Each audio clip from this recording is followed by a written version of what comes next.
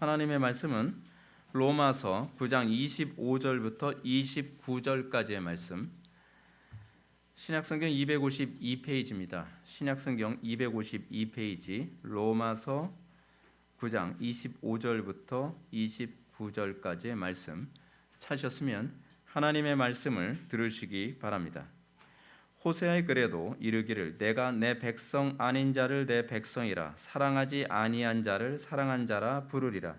너희는 내 백성이 아니라 한 그곳에서 그들이 살아계신 하나님의 아들이라 일컬음을 받으리라 함과 같으니라. 또 이사야가 이스라엘에 관하여 외치되 이스라엘 자손들의 수가 비록 바다의 모래 같을지라도 남은 자만 구원을 받으리니 주께서 땅 위에서 그 말씀을 이루고 속히 시행하시리라 하셨느니라. 또한 이사야가 미리 말한 바 만일 만군의 주께서 우리에게 씨를 남겨주지 아니하셨더라면 우리가 소돔과 같이 되고 고모라와 같았으리로다 함과 같으니라. 아멘. 다 자리에 착석해 주시기 바랍니다. 이 시간은 로마서 111번째 강의가 되겠습니다. 남은 자의 소명이라는 제목으로 하나님 말씀 증거하도록 하겠습니다. 남은 자의 소명. 지난 시간에 이어서 계속적으로 저는 여러분들에게 이방인의 구원이 어떻게 예정됐는가에 관해서 여러분들한테 말씀을 드리고 있습니다. 지난 시간에 우리가 살펴본 것은 굉장히 놀라운 사실입니다. 이방인들의 구원이 어느 날 갑자기 하나님께서 이방인들을 구원해야 되겠네라고 해서 계획을 바꿔서 이방인들의 구원이 일어난 것이 아니라는 사실입니다.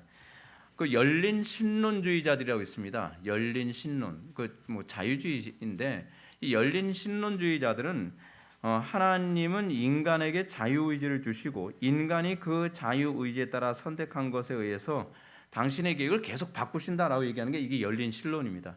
그 열린 신론에 의하면 하나님은 본래 인간의 타락을 계획하지 않으셨다는 거예요. 인간을 자유의지로 창조하셨고 그래서 인간이 자유로운 의지 가지고 에덴 동산에 딱 났는데 문제는 이 자유의지를 주다 보니까 아담과 하와가 어디로 튈지 모르는 개구리 같은 거예요.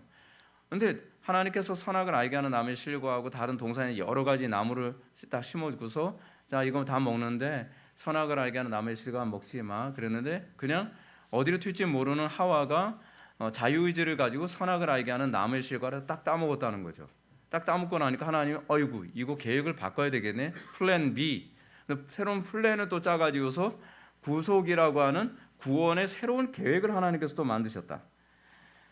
이게 바로 열린 신론주의자들이 주장하는 바입니다. 근데 열린 신론주의자들의 이런 주장을 딱 들어보면 여러분 어떻습니까? 마음이 편안해지지 않습니까? 그렇지, 인간에게 자유의지를 주셨으니까 그 인간이 잘못하면 인간이 책임지고 인간이 심판받고 인간이 지옥 가는 거 맞지? 인간에겐 자유의지가 있는 거. 하나님께서 왜 누구를 구원하고 누구를 구원하지 않고 이걸 자꾸 작정을 하셔야지 그러나. 근데 여러분들 제가 다시 한번 말씀드리지만 이 하나님의 선택과 작정이라고 하는 이 문제는 누구는 구원하고 누구는 구원하지 않고에 관한 문제가 아니라는 차원을 먼저 염두에 두셔야 됩니다. 그리고 인간에게 자유의지를 주셨지만 이 자유의지는 우리가 스스로 책임지는 것을 의미하는 것이고요. 그리고 그럼에도 불구하고 하나님께서 이 모든 것이 하나님의 주권과 작정 안에 있었습니다. 또 그럼 또 여러분들 이렇게 얘기하죠. 그럼 하나님께서 죄를 짓도록 우리한테 강요한 거 아닙니까? 강요한 거 아닙니다. 그것조차도 하나님의 선하신 작정 안에 있지만 그것도 자유의지고 우리가 책임을 져야 되는 문제입니다. 이게요, 일종의 모순처럼 보여지는 부분이죠. 근데 모순처럼 보여지는 이유가 뭐냐면 하나님을 몰라서 그렇습니다. 하나님의 전지전능성과 하나님이 가지고 있는 시간에 관한 개념. 여러분 제가 이게 일일이 예정론은 다 설명 못하지만 우리는 시간이라고 하는 이 범주 안에서 하나님의 작정과 계획을 바라보지만 하나님의 작정과 계획은 시간 밖에서 영원이라고 하는 시간이 아닙니다. 영원이라고 하는 그 세계에서 시간 전체를 바라보면서 하나님께서 모든 것을 작정하시고 선택하시고 구원하시고 역사를 이끌어 가시는 것입니다. 사실은 제가 말을 이렇게 하지만 언어로나 우리의 사고로 경험되지 않고 이해할 수 없는 영역입니다. 이걸 인정하고 들어가야죠. 근데 우리가 만약에 하나님께서 인간의 자유의지를 주셨기 때문에 하나님께서 우리가 구원받고 구원받지 않고를 우리의 주권에 갖고 있지 않고 하나님의 주권에 의해서 움직인다 나와야 되면 굉장히 심각한 문제가 발생합니다. 뭐냐면 하나님은 전능하지 않다는 결론이 됩니다. 하나님은 전능하지 않고요, 전지하지 않고요, 그리고 하나님은 이 세상의 주관자가 아니시며, 그리고 이 세상의 주관자가 누구라고 얘기하는 겁니까? 사람이라고 얘기하는 거예요. 결국 자꾸 인간의 자유의지 이런 얘기를 자꾸 꺼내서 고집을 피우면서 논쟁을 하려고 두는 그 궁극적인 그 의도가, 그 밑바탕에 뭐가 깔렸냐면 이 세상 주관자가 하나님에게 마음에 안 든다는 얘기입니다. 이 세상은 내가 주관자가 돼야 마음이 편하다는 겁니다. 그런데 여러분이 주관자 되면요, 세상 망합니다. 저는 개인적으로 하나님께서 주관자이시기 때문에 마음이 편합니다. 사람이 주관자가 되면요, 약육강식 생존 경쟁밖에 나올 게 없고 짐승사회밖에 나올 게 없습니다. 그렇기 때문에 하나님은 인간인 어디로 튈지 모르는 개구리 같은 존재다라고 생각하는 것이 열린 신론주의자들이 생각하는 인간에 대한 이해고 하나님에 대한 이해거든요.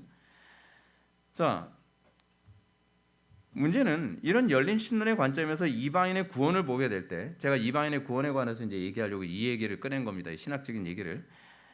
열린 신론의 관점에서 이방인의 구원의 문제를 보면 좀 심각해지는 겁니다. 이것 때문에 사실은 백투더 예루살렘이 나오게 됩니다. 뭐냐면 열린 신론의 관점에서 보면 하나님은 본래 이방인들을 구원할 계획이 없었어요. 근데 유대인들을 선택하고, 그러니까 히브리인들을 선택하고 히브리인들을 구원하기를 원하신 거죠. 근데 문제는 뭐냐면 히브리인들이 말을 잘 들어먹질 않아요. 율법도 주고 계시도 주고 모세도 주고 이렇게 인도해 주셨는데 자꾸 딴 데를 튀는 거죠. 그래서 하나님께서 선지자 보내서 뭐라고 했어요? 야, 좀 회개 좀 해라. 회개 안 하면 진짜 안 된다. 그런데 회개 안 하고 고집 피우고 안 하니까 하나님께서 어쩔 수 없이 야, 안 되겠다. 플랜 B로 돌리자. 이제 유대인들 버리고 그리고 이방인들 구원으로 가자. 이렇게 생각을 하는 거예요. 그럼 여러분, 하나님께서 그렇게 막 계획을 자꾸 바꾸면 여러분 불안해서 어떻게 삽니까? 그렇지 않아요? 근데 하나님은 그렇게 계획 바꾸시는 분이 아니시라니까요. 근데 사람들이 목사님 그거 성경에 있는 얘기 아닙니까? 라고 저한테 얘기를 하겠죠. 그 대표적으로 여러분들 그렇게 보여지는 성경 구절이 있습니다. 사도행전 13장 46절입니다. 사도행전 13장 46절 보면 이렇게 기록되어 있죠. 바울과 바나바가 담대히 말하여 가로되 하나님의 말씀을 마땅히 먼저 너희에게 전할 것이로되 너희가 버리고 영생 얻음에 합당치 않은 자로 자처하기로 우리가 이방인에게로 향하노라. 이 구절 딱 보면 어떤 생각이 듭니까? 바울이 처음에 유대인들의 구원이 하나님의 계획이라고 생각했는데, 야, 이거 하나님 말씀 자꾸 거부하는 거 보니까 안 되겠다. 플랜 B로 가야 되나 보다. 그래서 플랜 B로 가게 됐다고 이렇게 생각을 하는 거예요. 근데 여러분, 이 구절이 나오게 된 배경을 한번 보셔야 됩니다. 항상 성경은 앞뒤 문맥 보고서 봐야지 그 구절만 가지고서 해석하게 되면 항상 이런 문제가 발생한다 그랬죠. 앞뒤 문맥을 보면 이 구절은 사도 바울이 소아시아에 있는 비시디아 안디옥의 복음을 전하는 가운데 복음에 적대적으로 반응하는 유대인들을 향해서 바울이 이 부분을 선포한 부분입니다. 그래서 바울이 했던 표현을 바르게 이해해야 되는데, 바울은 복음에 적대적으로 반응하는 유대인들을 향해서 너희가 버리고 영생 얻음에 합당치 않은 자로 자처하기로 라고 말하고 있습니다. 바울이 여기서 말하고자 하는 것이 뭐냐면 구원이, 그러니까 말하고자 하는 의도를 잘 들으세요. 구원이 혈통을 따라 주어지는 것이 아니요 오직 믿음으로 주어지는 것이구나 라고 하는 걸 너희들 행동을 보니까 확실히 알겠다 라고 그 얘기하고 있는 겁니다. 왜냐하면 바울이 가지고 있는 기본적 마인드가 뭐냐면 내 민족 다 구원했으면 좋겠다요.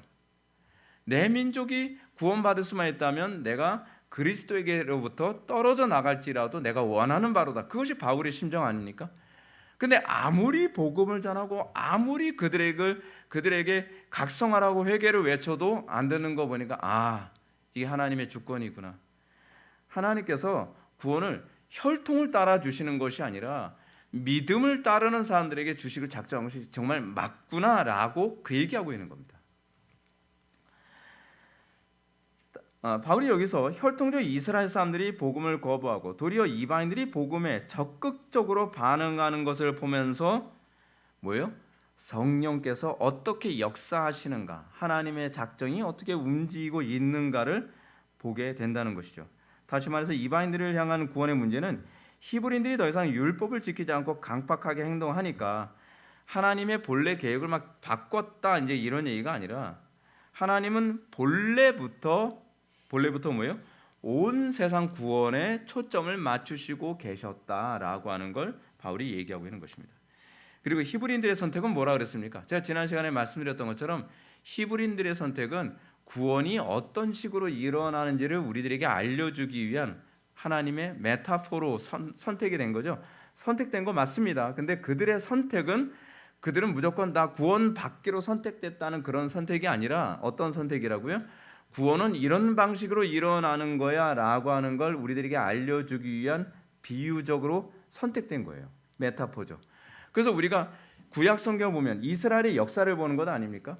이스라엘의 역사를 보면서 하나님께서는 어떤 사람을 선택하시고 선택받은 사람들이 어떻게 애굽에서 출애굽을 하게 되고 야곱이 어떻게 장자가 아닌데도 구원을 받고 뭐 이런 사건을 쭉 보면서 하나님께서 우리를 구원하시는 방식이 이거구나. 그래서 구약을 모르면 신약이 나올 수가 없어요. 구약을 모르고 신약만 자꾸 공부를 하니까 신약을 자꾸 오해하거나 신약을 잘못 해석하는 현상이 자꾸 나타나는 것입니다.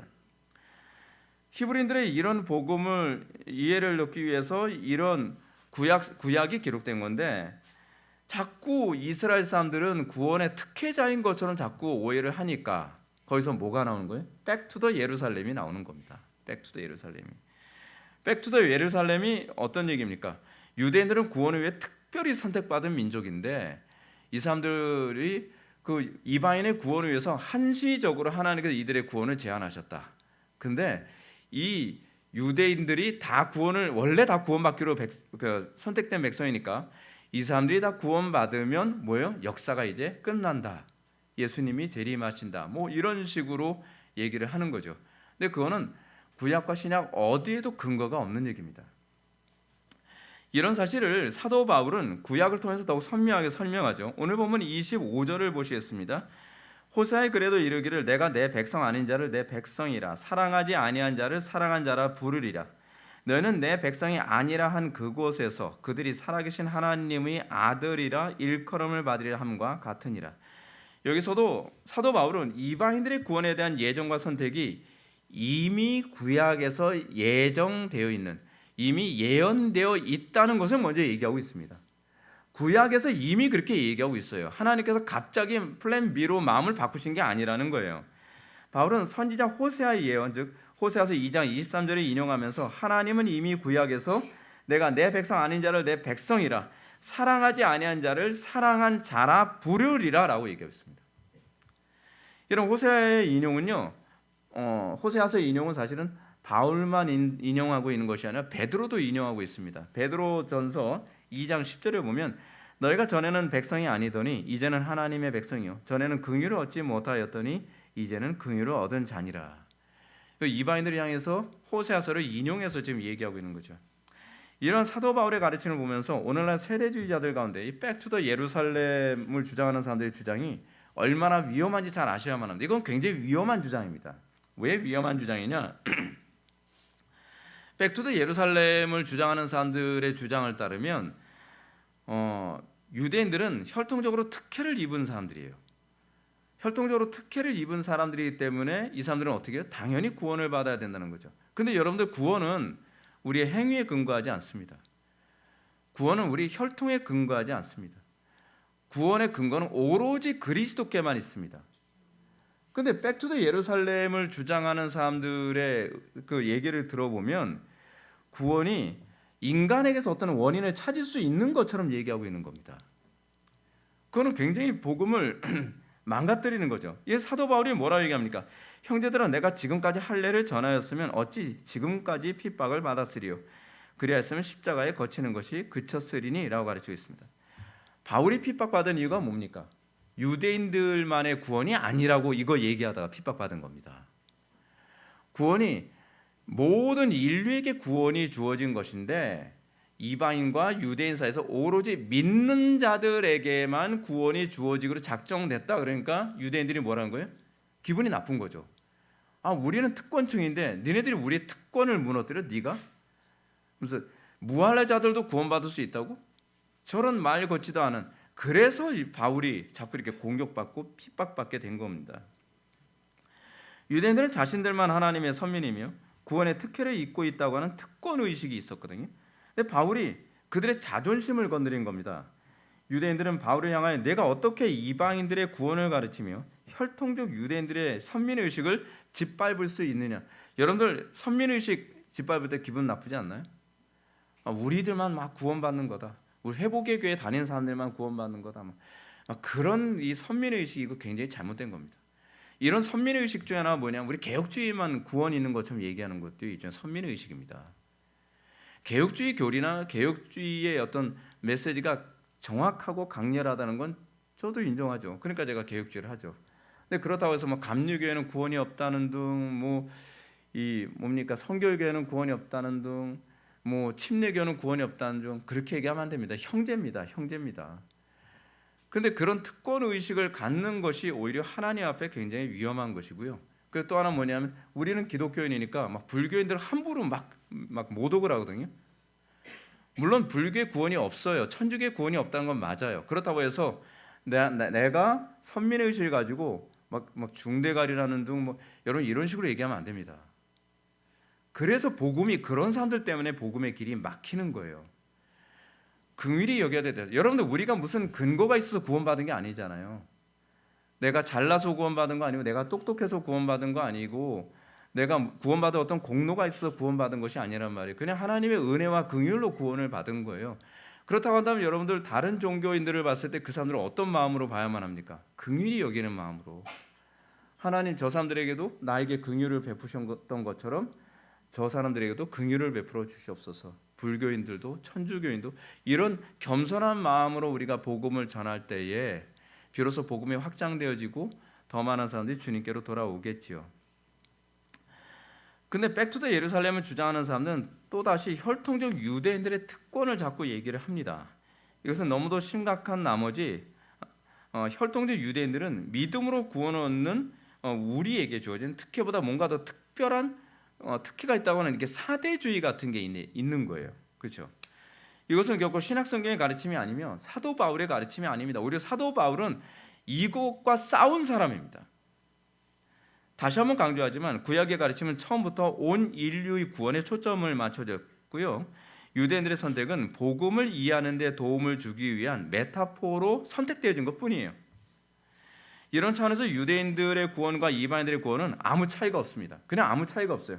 유대인들 중에서도 믿음으로 믿는 사람만 구원을 받는 것이고 이방인들 중에서도 믿는 사람들만 구원을 받는 것입니다. 자, 이런 사실을 바울은 27절 말씀을 통해서 아주 선명하게 가르치죠. 27절 다 같이 읽겠습니다. 27절 잠든 사람 잠 깨시고 한번 읽어보세요. 다 같이 읽겠습니다. 시작.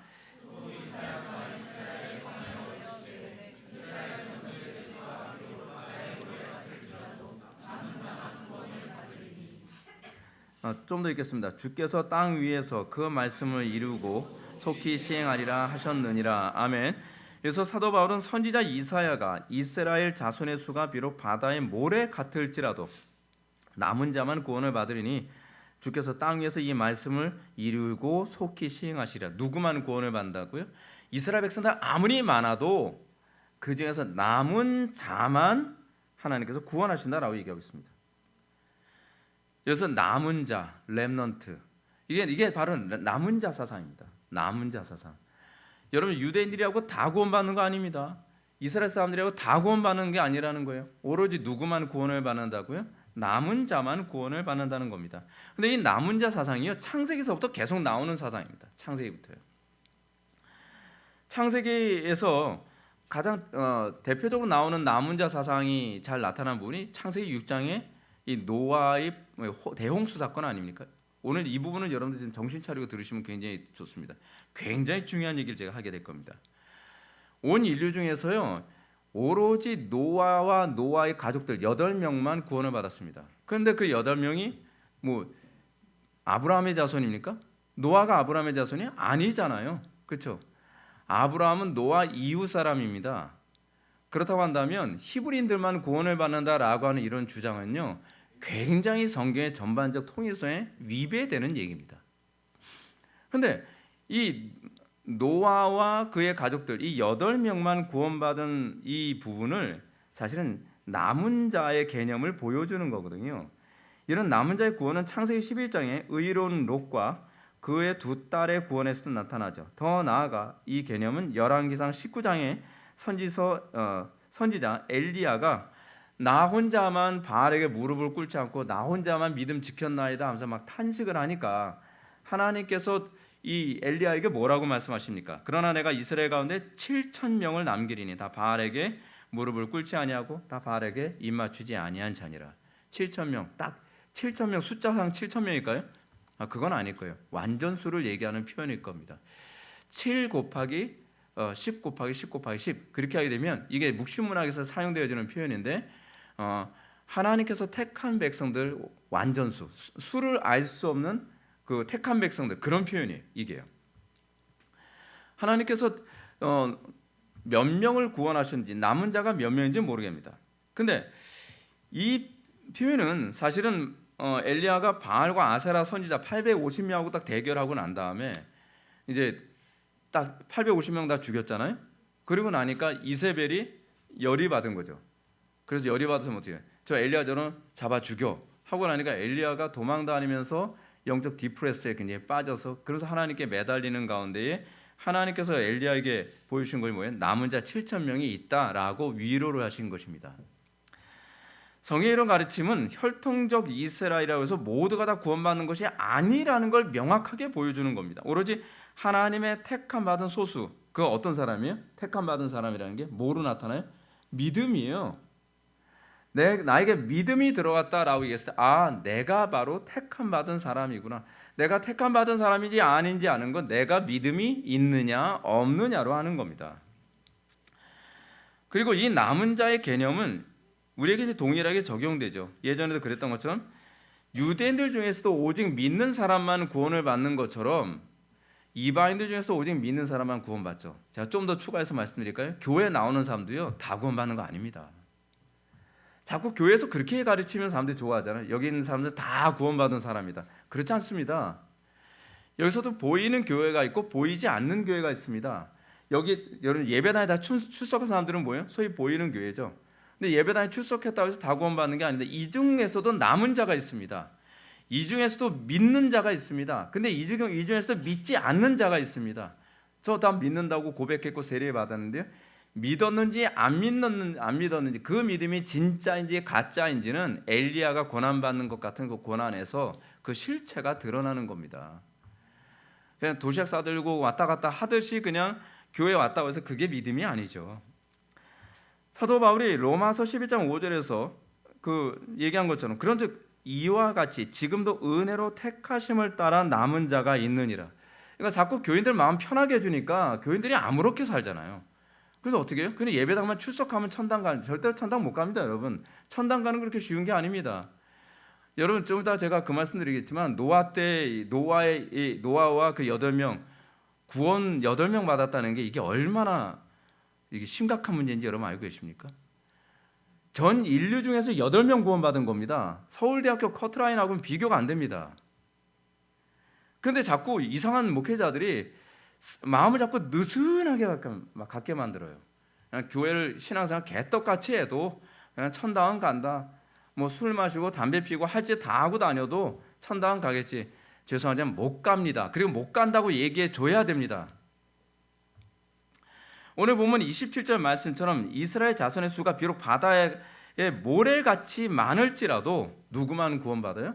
남은 자, 소수예요. 남은 자가 소수. 이들은 은혜로 택하심을 따라 남은 자입니다.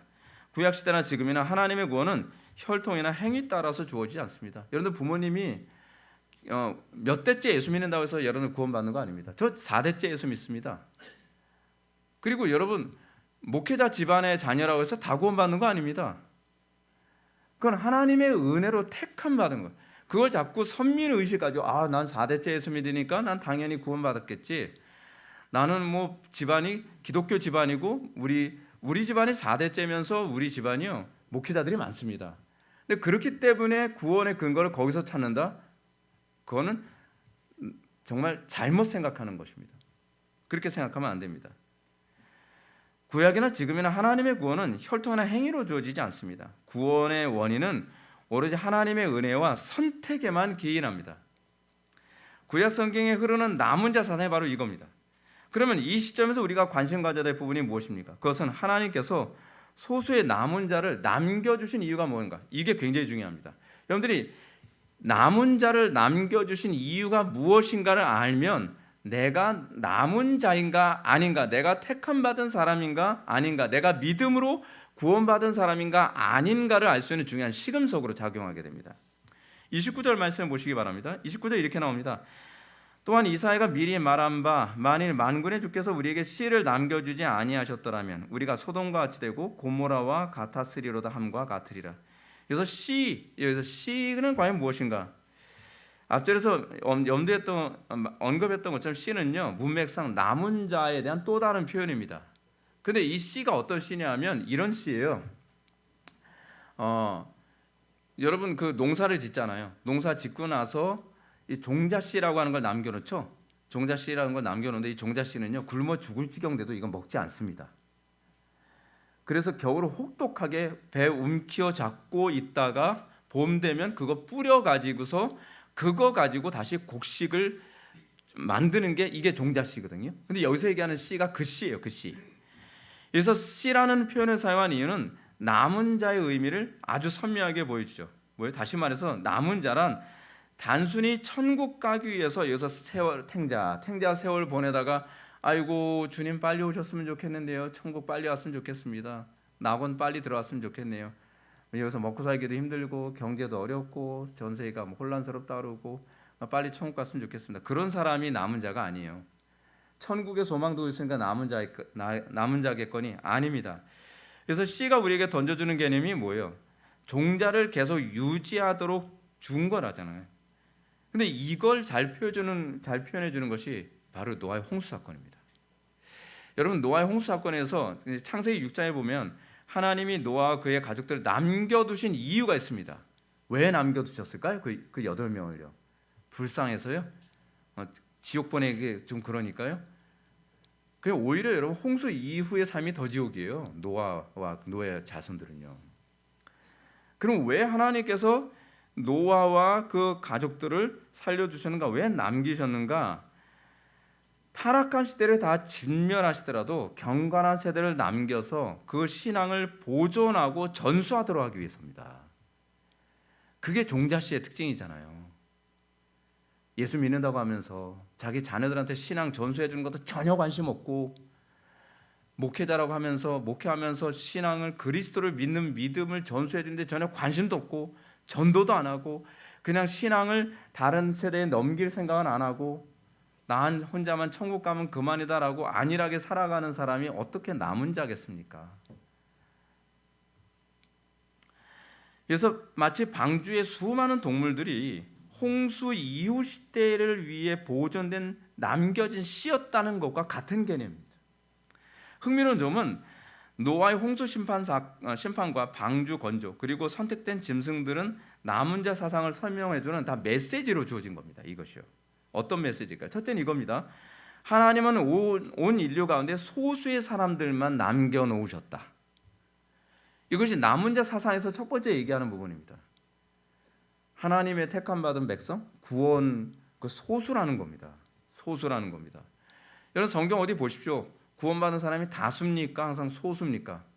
항상 소수예요. 항상 소수예요. 예수님께서도 뭐라고 말씀하세요?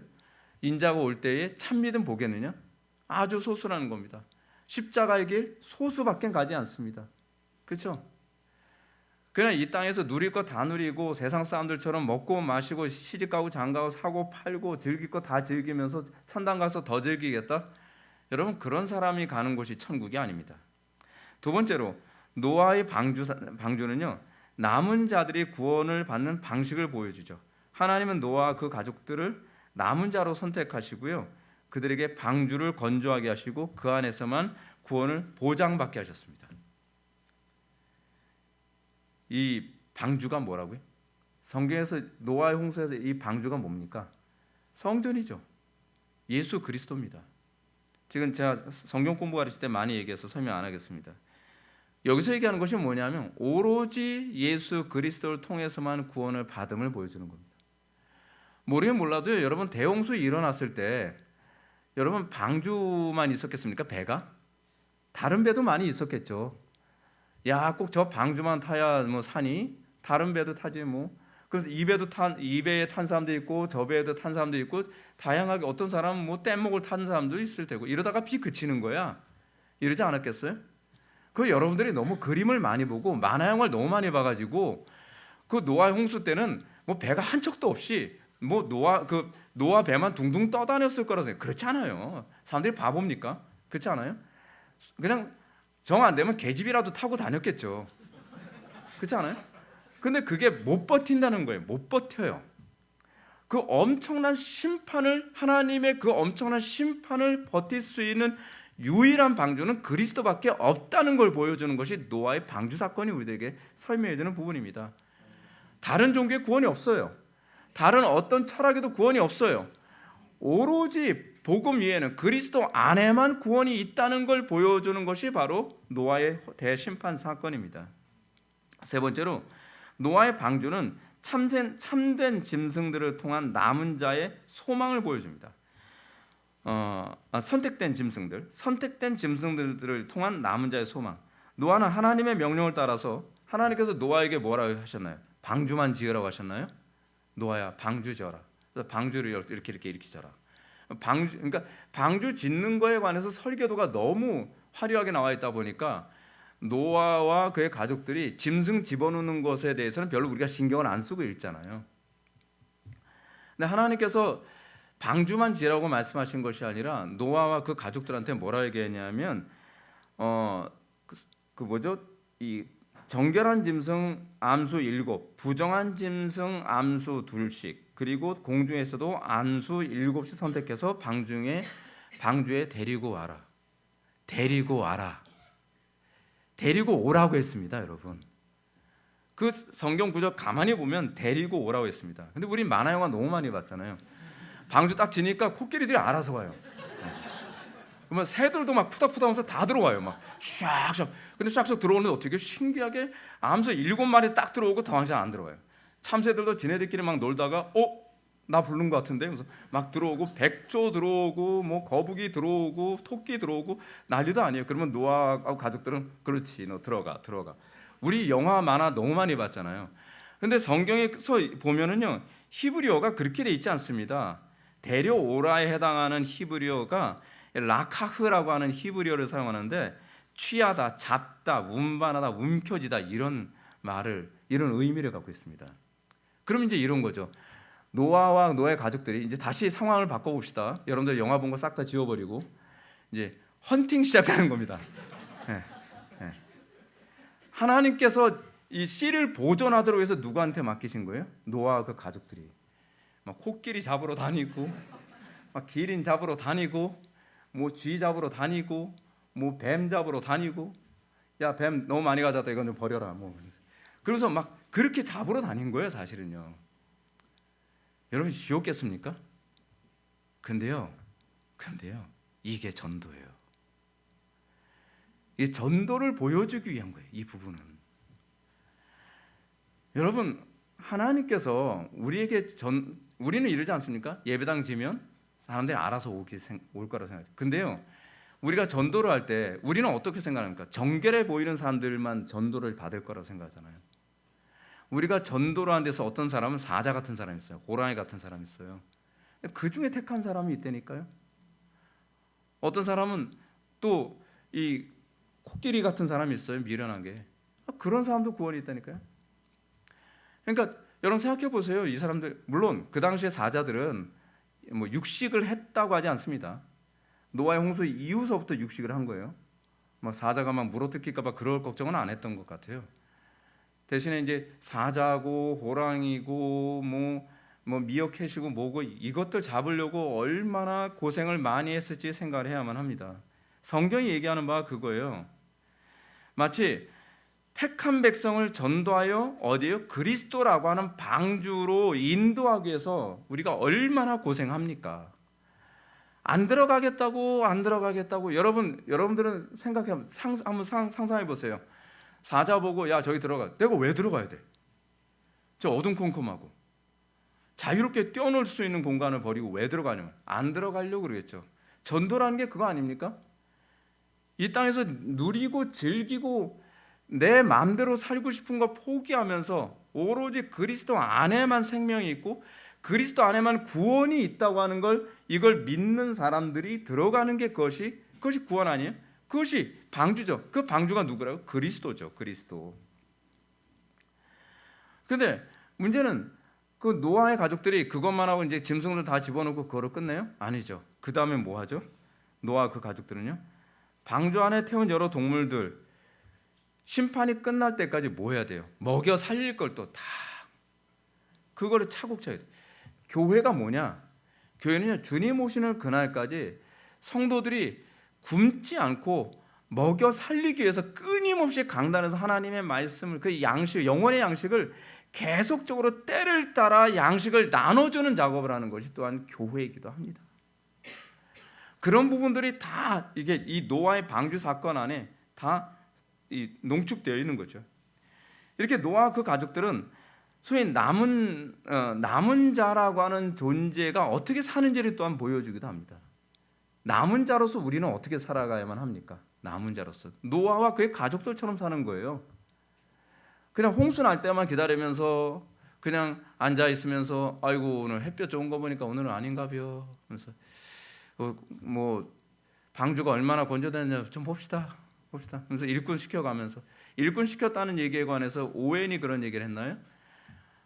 소위 노아와 그의 가족들은 일꾼들에게 일을 시켜 방주를 건조했지만 정작 그 방주를 믿고 들어간 사람은 노아의 가족밖에 없었다. 흥미로운 묵상 아닙니까? 많은 사람들이 노아의 그 방주, 여러분 방주를 노아의 8 가족들이 방주를 건조했을 거라고 생각합니까? 그 엄청난 항공모함 같은 그 규모의 그 방주를요, 일꾼 썼겠죠. 그러니까 그 오웬 같은 경우에는 그 방주를 건조한 데서 많은 일꾼들이 동원됐지만 그 방주를 건조한 사람들이 다 방주에 들어간 것은 아니라는 거죠. 많은 사람들이 나름대로 교회 열심히 다니고 모아가지만 그들이 다 그리스도 안에 들어가 있는 건 아니라는 겁니다. 우리가 정말 묵상을 많이 해야 될 게 그겁니다. 남은 자란 어떤 존재인가? 남은 자란 끊임없이 방주를 짓는 존재이고, 남은 자란 끊임없이 이게 창세기에서 얘기하는 것처럼 하나님께서 창조하신 모든 피조 세계를 어떻게 해요? 다스리고 정복하고 땅에 충만하라라고 하는 그 명령대로 그 하나님께서 보존하기를 원하시는 그 정결한 짐승들 그리고 부정한 짐승들 새들을 보존하기 위해서 그들을 어디로 이끌어요? 방주로 이끄는 정말 고달픈 인생을 살아가는 사람들이 바로 남은 자였다는 거예요. 남은 자. 이런 사실은 노아의 홍수 대심판에서만 발견되는 게 아닙니다. 우리가 방금 읽었던 29절 말씀처럼 만군의 주께서 우리에게 씨를, 다시 말해서 남은 자를 남겨두지 아니하셨더라면 우리가 소돔과 같이 되고 고모라와 같았으리라고 합니다. 이스라엘이 남은 자가 아니었으면 이스라엘이라고 통뼈가 아니라는 겁니다. 남은 자 때문에 소돔과 고모라처럼 되지 않았다는 얘기입니다. 특별한 물이, 썩지 않은 물이 있는 것이 아니라 소금이 들어가서 그 물이 썩지 않는 거라는 겁니다. 이 말씀에 보면 남은 자들은 얼마든지 소돔과 고모라처럼 될 수 있었던 이스라엘이 타락하지 않도록 그 소명을 감당하는 사람이었다는 겁니다. 예수님의 가르침처럼 남은 자란 세상에서 소금의 역할, 빛의 역할을 하도록 부름받은 사람들이었습니다. 이 놀라운 사실을 통해서 바울이 로마의 그리스도인들에게 말하고자 하는 메시지는 아주 명확하지 않습니까?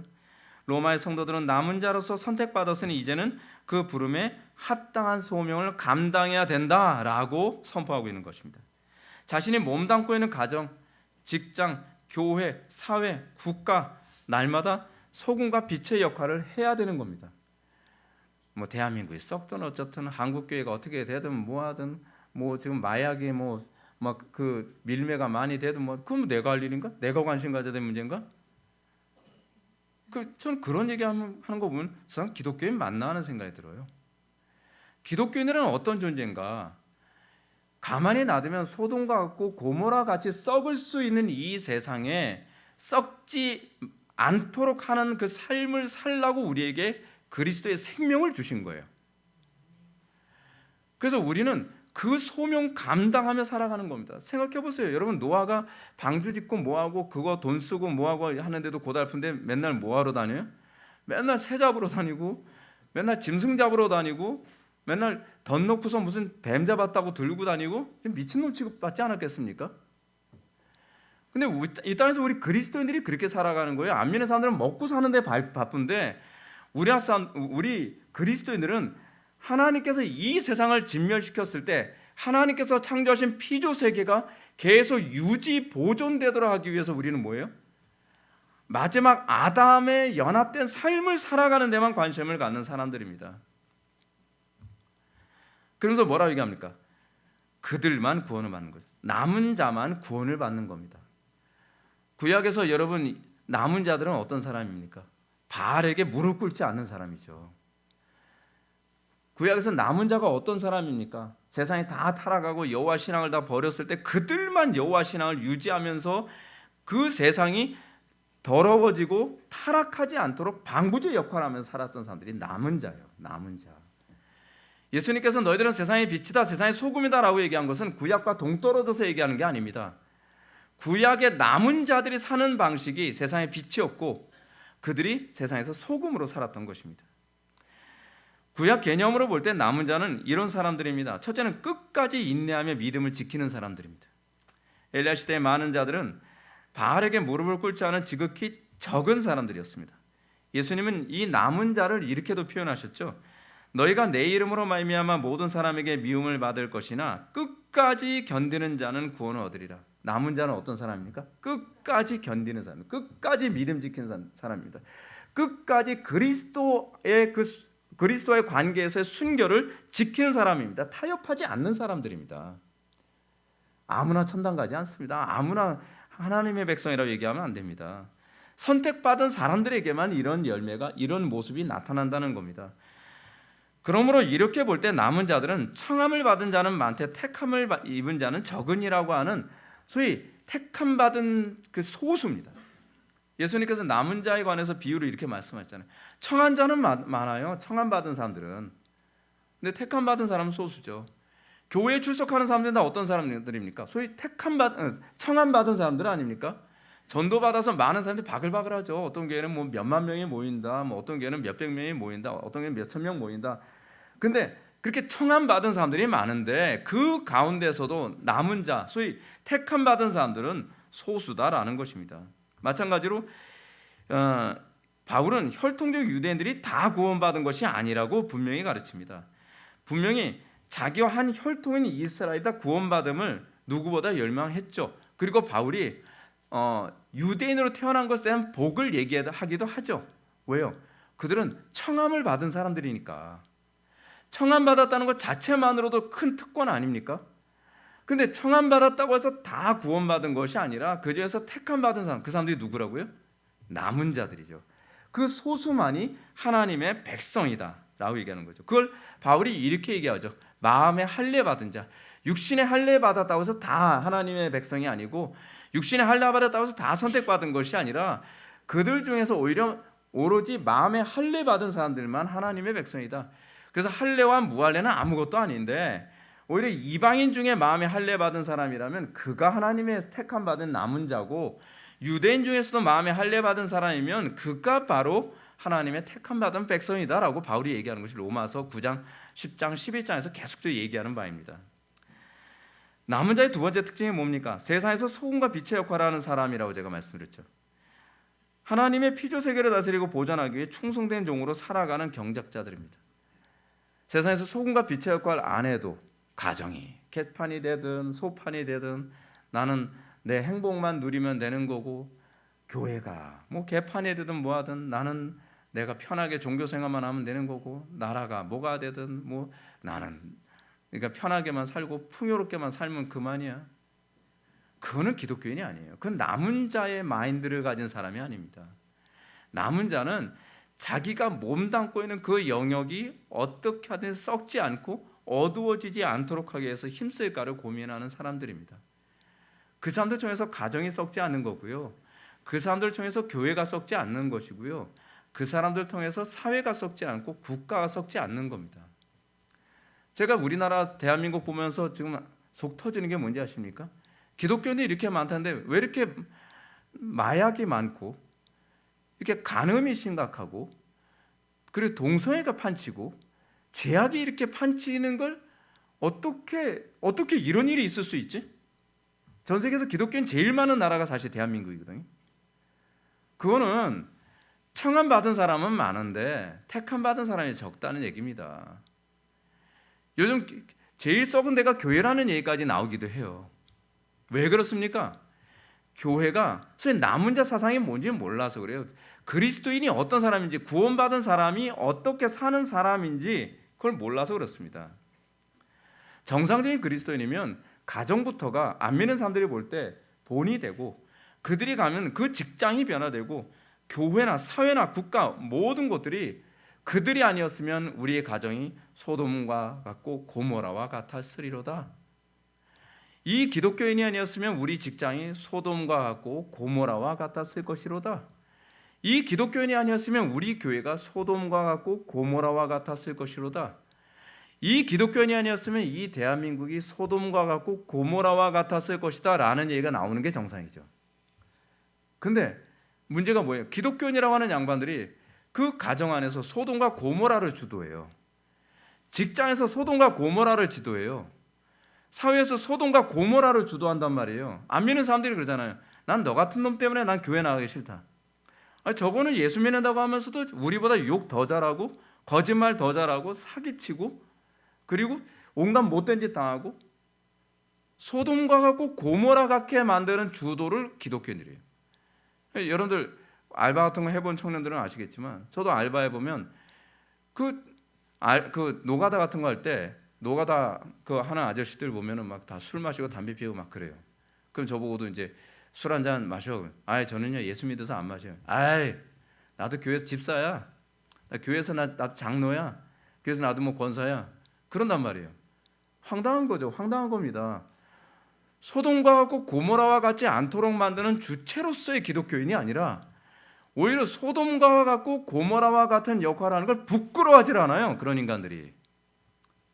그러면서 자기는 천당 갈 거라고 하는 것에 대한 확신은 얼마나 철저한지 못 갑니다. 성경 어디에도 그런 사람 천국 간다는 얘기가 없습니다.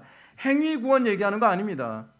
여러분들이 택함 받은 백성이라고 한다면 절대로 그렇게 살 수 없다는 얘기입니다. 마지막 세 번째로 남은 자는 거룩한 씨가 되어 여호와 신앙을 다음 세대에 전수하는 사람들입니다. 구약에서는요 영적 고자들은 여호와의 총회에 들어오지 못하게 되어 있습니다. 고자가 뭡니까? 그 자식 낳지 못하는 사람을 고자라고 하잖아요. 그러니까 자기 신앙을 다음 세대에 전수해 주지 못하는 사람은 남은 자가 아니라는 얘기입니다. 여러분들은요 여러분들의 종교를 자녀들한테 전수해 주고 싶어서 못 견디는 사람들입니다. 예를 들어서 여러분들이 돈을 숭배하는 사람이면요 자녀들 앞에서 맨날 돈 맨날 그 얘기해요. 그게 여러분들이 전수해 주는 신앙입니다. 어떤 부모는 기독교인이라고 하면서도 야 성공 안 하면 안 돼, 좋은 대학 못 가면 안 돼, 그럼 인간 취급 못 받아, 그냥 명예 계속 명예만 얘기해요. 그 사람은요 사실은 종교가 명예입니다. 또 어떤 부모는 그러죠. 야 행복해야지. 그 교회도 행복해야 되는 거 아니야? 그러면서 주일 성수 같은 거 잘 안 하면서 애들 데리고 맨날 캠핑 다니고 뭐하고 막 그런단 말이에요. 그래서 애들한테 뭐가 전수되죠? 행복이라고 하는 우상이 전수되고 돈이라고 하는 우상이 전수되고 명예라고 하는 우상이 전수되고 그 세상의 권력이라고 하는 우상이 전수돼요. 영적으로요 고자는 없습니다. 다른 신앙을 전수해 주는 것뿐이지.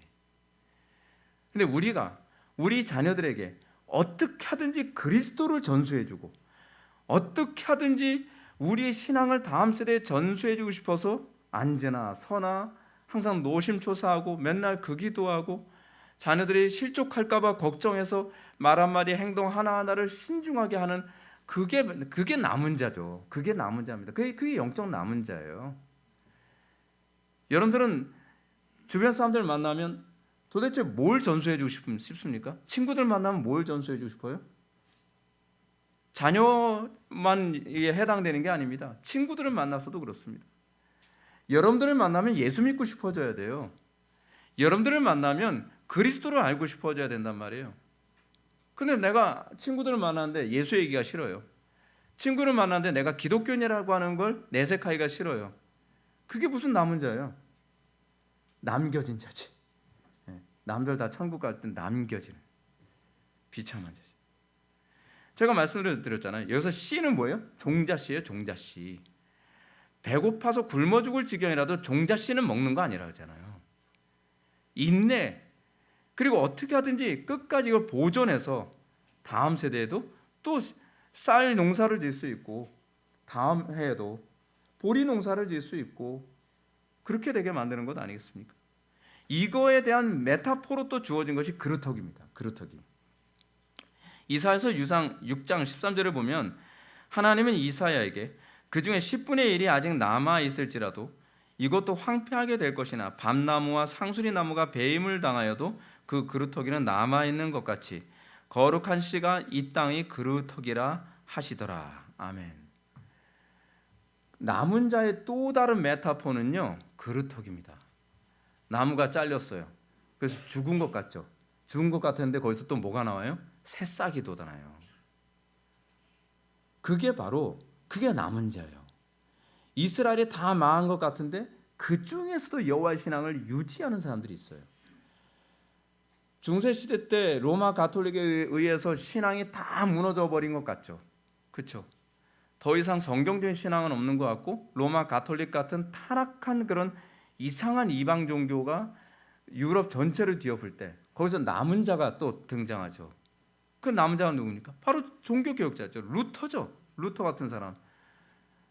그런 사람들 핍박받아가면서도 오직 믿음으로만 얻는 구원을 얘기하면서 그 신앙이 다음 세대에 힘겹게 다시 전수되어지고 그렇게 하면서 그 기독교 신앙이 씨가 마르는 것이 아니라 또 전수되어지고 또 전수되어지고 또 전수되어지는 거예요.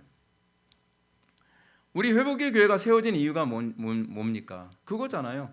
잃어버렸던 신앙의 정신 다시 회복하고 잃어버렸던 청교도들의 그 신앙을 다시 회복하고 종교개혁자들의 정신을 다시 회복해서 그루터기 역할을 하자. 남은 자 역할을 하자.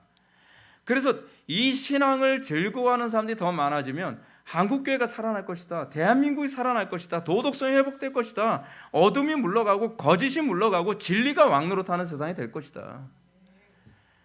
우리 회복의 교회가 그것에 비전을 두고 그것에 소망 두고서 개척된 교회고 그렇게 성장한 교회 아닙니까? 여러분들이 우리 교회 다니면서 여러분들이 관심을 가져야 되는 건 이 대한민국 안에서의 남은 자로서의 교회가 되는데 관심을 가져야만 합니다. 사랑하는 성도 여러분, 여러분들에게 이 남은 자의 이 마인드가 있습니까? 남은 자의 특징이 여러분들에게 나타납니까? 어떻게 하든지 내 믿음을 지킬 뿐만 아니라 다음 세대에도 전수해주고 그렇게 하면서 어떻게 하든지 이 그루터기와 같은 이 대한민국, 사실 기독교 완전히 썩을 대로 썩었잖아요. 근데 그런 가운데서도 그루터기처럼 어떻게 순수하고 정확한 신앙을 다음 세대에 전수할 수 있을까라고 하는 걸 고민하면서 거기에만 초점을 맞춰가면서 살아가고자 하는 그런 마인드가 있습니까? 그렇다면 여러분들은 남은 자임에 틀림이 없습니다. 기도하시겠습니다. 사랑이 많으신 하나님 아버지, 우리에게 있어서 남은 자로서의 그 표징이 선명하게 드러나기를 원합니다. 예수님 믿는 그 믿음 안에서 우리가 더욱더 그리스도만을 바라보며 이 땅에서 어떻게 하든지 하나님의 영광을 더 선명하게 드러나는, 마치 대한민국의 기독교라고 하는 이 나무가 잘려서 그루터기만 남은 이 상황에서도 다시 새롭게 하나님의 영광 드러나는 교회를 꿈꾸는 우리 회복의 교회의 정신처럼 성도들 심령 속에서 가정이 다 무너졌어도 우리 가정만은 하나님의 영광을 나타내고 나의 직장과 나의 몸담고 있는 곳에서 어떻게 하든지 남은 자로서 하나님의 영광을 나타낼 것인가를 고민하는 우리 그리스도인이 되기를 원합니다. 우리 심령에 담대함을 허락하여 주시고 우리에게 지혜를 주시고 성령으로 충만케 하여 주옵소서. 예수님의 거룩하신 이름으로 기도올리옵나이다. 아멘.